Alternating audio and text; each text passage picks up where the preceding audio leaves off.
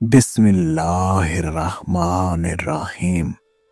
सल्लल्लाहु अला हबीबिही मुहम्मद व आलिहि वसल्लम। अस्सलाम वालेकुम अरबाब सलूक।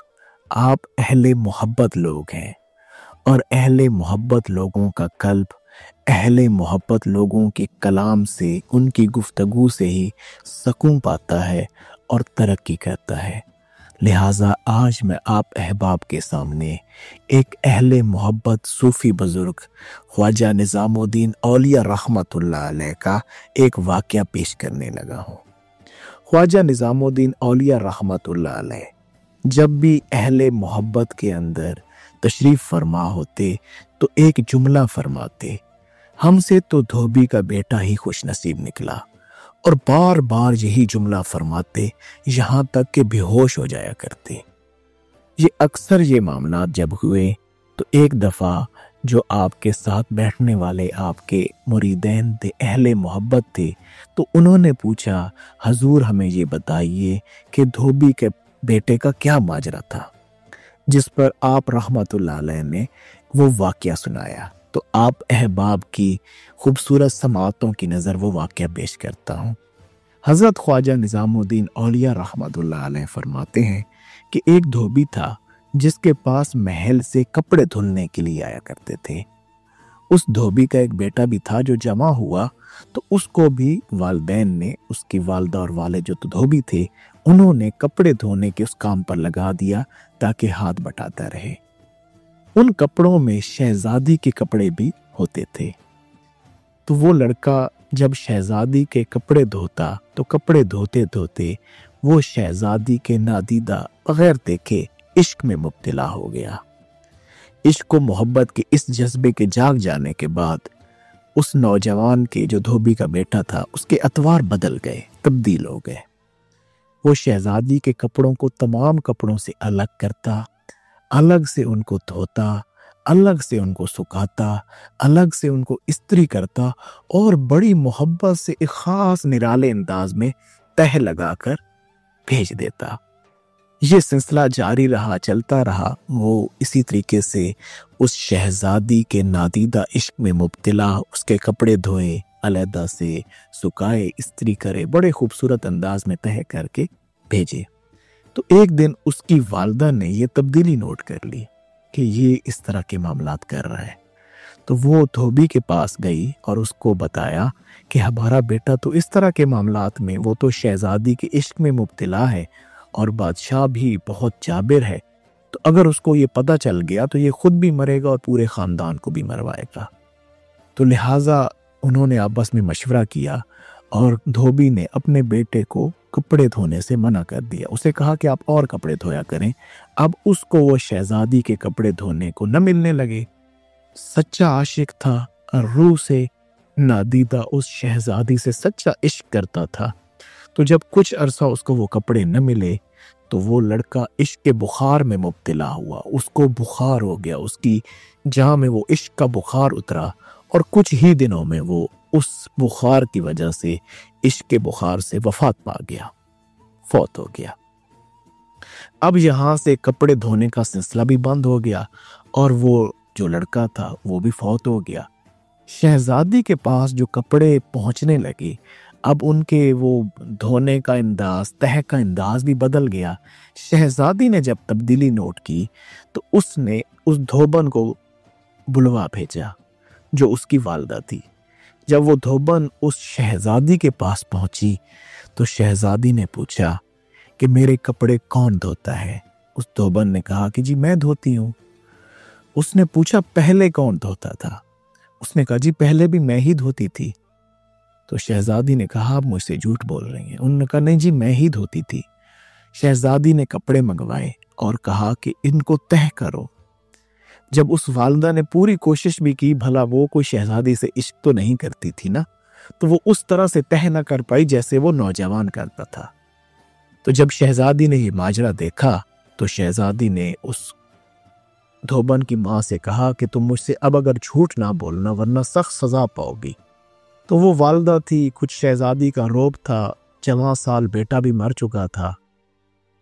तो वो مجبور ہوئی اور اس نے ساری روداد اس شہزادی کو سنائی کہ میرا بیٹا اس طرح سے آپ کی محبت میں مبتلا ہوا، وہ ایسے آپ کے کپڑے الگ سے دھوتا، سکھاتا، ان کو استری کرتا، محبت سے تہہ کر کے بھیجتا، تو ہم نے اسی ڈر سے یہ معاملہ، تو وہ اسی وجہ سے بیمار ہوا اور پھر وفات پا گیا۔ جب شہزادی نے یہ بات سنی تو وہ سناٹے میں آ گئی، کافی دیر خاموش رہی۔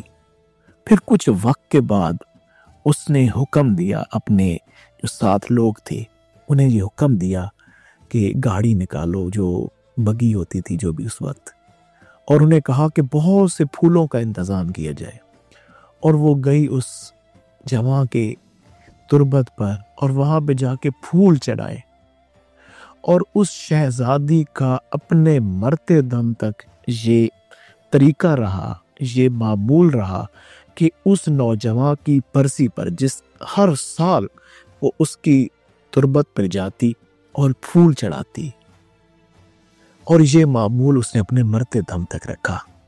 خواجہ نظام الدین اولیاء رحمت اللہ علیہ اپنے مریدین کو یہ واقعہ سناتے ہیں اور کہتے ہیں کہ دیکھو، ایک انسان اگر بن دیکھے کسی انسان سے محبت کرتا ہے تو بھلا ہم اللہ سے بن دیکھے کیوں نہیں محبت کر سکتے؟ دھوبی کے بیٹے نے بھی تو شہزادی کو بنا دیکھے اس سے محبت کی، اور ایک انسان کی محبت اس کے مزاج میں یہ تبدیلی لا سکتی ہے کہ وہ پوری صلاحیت سے الگ سے کپڑوں کو دھوئے، الگ کرے، سکھائے، محبت سے استری کرے، اس کی تہہ کا انداز نرالا ہو تو وہ کسی دوسرے انسان کو پتہ چل جائے۔ تو بھلا اللہ سبحانہ تعالیٰ کی ذات سے ہمارا جو معاملہ ہے وہ نماز کا ہے۔ تو جب ایک انسان ایک محبت سے تہہ کیے ہوئے کپڑوں کے انداز کو پہچان سکتا ہے تو کیا ہمارا رب، ہمارا اللہ محبت سے پڑھی جانے والی نماز اور ایک عام نماز میں فرق نہیں جان سکتا؟ احباب، کتنا بڑا سبق ہے۔ ہم نے اللہ سبحانہ تعالیٰ کو دیکھا نہیں، لیکن اندر کی آنکھوں سے تو دیکھ سکتے ہیں نا۔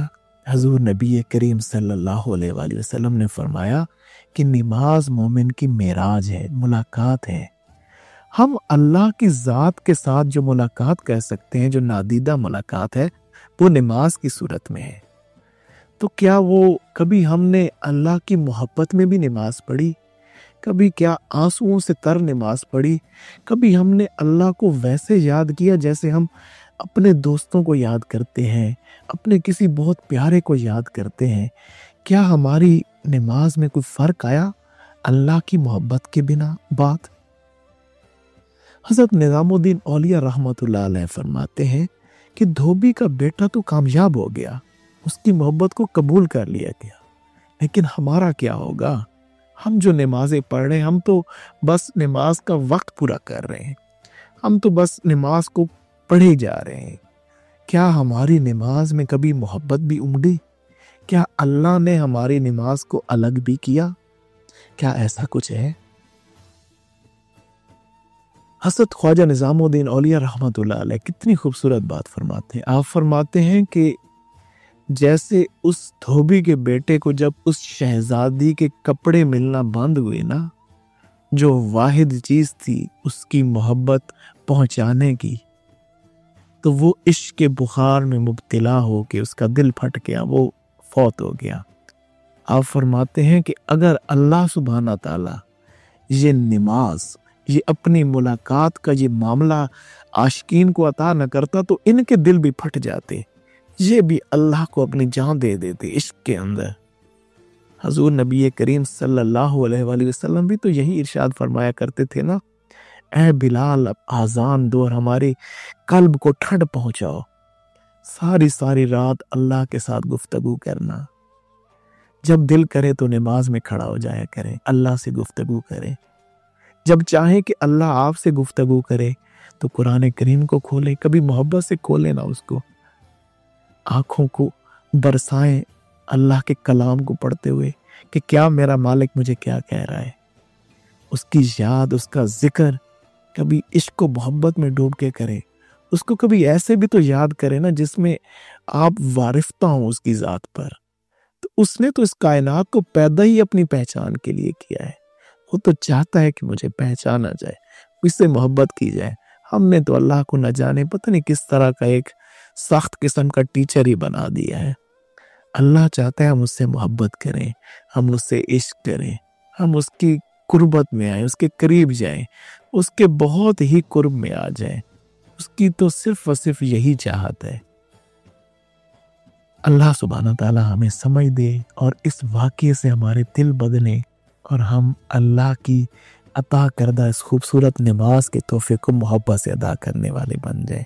हम कुरान करीम को मोहब्बत से पढ़ने वाले बन जाए। हम अल्लाह का जिक्र अपने अल्लाह के लिए करने लग जाए, मोहब्बत से करने लग जाए। जज़ाकल्लाह। अस्सलाम वालेकुम।